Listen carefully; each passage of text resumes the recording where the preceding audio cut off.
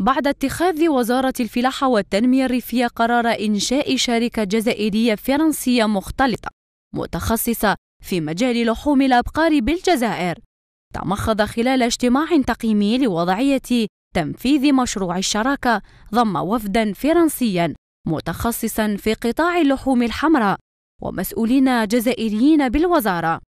توقع مراقبون انخفاض أسعار هذه السلعة وتحسين مستوى الجودة والنوعية.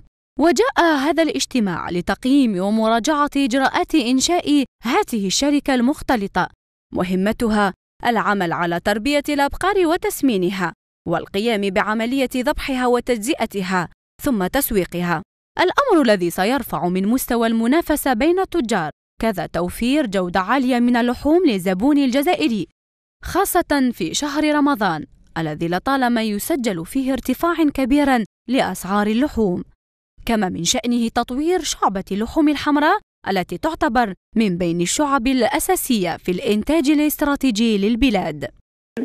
نتمنى أن تتوسع مشاريع الشراكة مع عدة أطراف، لأن الشراكة سواء مع الطرف الفرنسي أو مع طرف بلد آخر غير كافية لتلبية الطلب. من هذا المشروع مثلا ولاة الشركة هذه زادت ب 20% من الإنتاج، بطبيعة الحال هو يرافقها انخفاض في الأسعار بنفس النسبة. هذه الشراكة أيضاً ستوفر الكثير للمربين والناشطين في مجال اللحوم الحمراء من خلال نقل الخبرات الفرنسية في هذا المجال عبر الاستفادة من عمليات تكوين دورية ومرافقة تقنية في مجالات إنتاج الأعلاف وتقنية التسمين.